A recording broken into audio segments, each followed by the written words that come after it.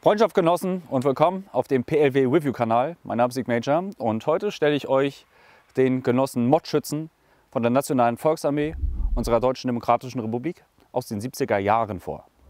Beginnen wir mit dem Stahlhelm. Da haben wir den M56 Stahlhelm in der zweiten Variante, was sich hauptsächlich dadurch zeigt, dass er eine andere Lackierung hat und keine außenliegenden Niete mehr besitzt. Das sieht man hier jetzt nicht, weil wir hier ihn für euch mit dem Netz haben und darunter Tarnmaterial, um die Form des Helmes zu verschleiern im Gelände.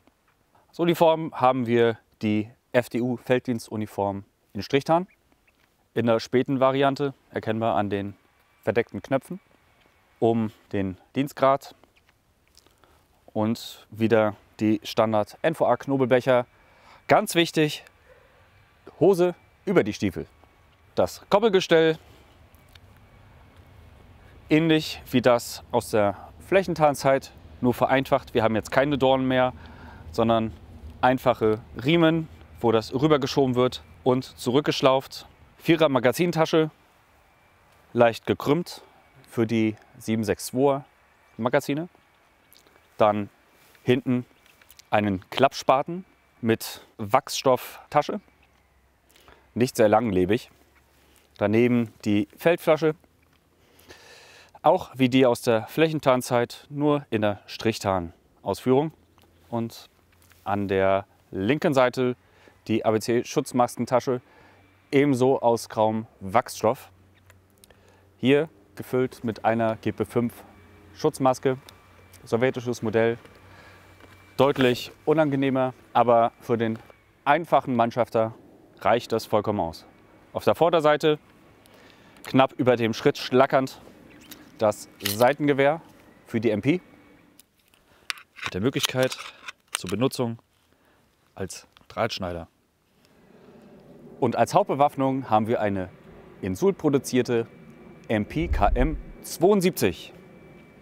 Hier hat es die DDR geschafft, endlich auf die vereinfachte Produktion der AKM überzugehen mit gestanztem Gehäuse. Hier an der Visierung der MP noch rangesetzt originale Nachtvisierung der Nationalen Volksarmee. Hier handelt es sich um nachleuchtende Farben im Bereich der Kimme und am Korn. Diese lässt sich auch herunterschieben. Ein bisschen eingerostet, aber ist möglich. Und herunterklappen. Im Geigerzähler nach sollen diese Farben sogar leicht radioaktiv sein. Also nicht einatmen. Eine Eigenart, wie sie in der DDR relativ einmalig war im Ostblock. Die Schulterstütze ist aus Kunststoff gefertigt, um einerseits die Produktionskosten zu sparen, einerseits auch um die Waffe deutlich leichter zu machen. Der vordere Handschutz besteht beim Unterteil aus robustem Bakelit in einer schmaleren Ausführung als übliche AKM-Frontstücke. Und der obere Handschutzteil ist ebenso wie die Schulterstütze aus Kunststoff. Je nach Gefechtslage wurde auf der Rückseite des Tragegestells eine Tasche befestigt. Dort wurde der ABC-Schutzanzug getragen. Dafür waren die oberen D-Ringe dabei.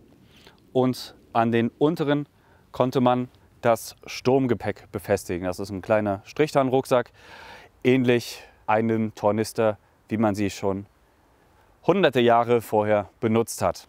Beim Mod-Schützen war es in der Regel so, es gab den in zwei Ausführungen. Das Sturmgepäck Teil 1, da war quasi das für den alltäglichen Gebrauch drin. Und das Sturmgepäck Teil 2, da war Ersatzunterwäsche und die Wolldecke dabei. Diese blieben aber sowohl auf dem Mannschafts- als auch wie beim Teil 2 auf dem Kompaniefahrzeug und wurden in der Regel nicht vom Soldaten im Feld mitgetragen.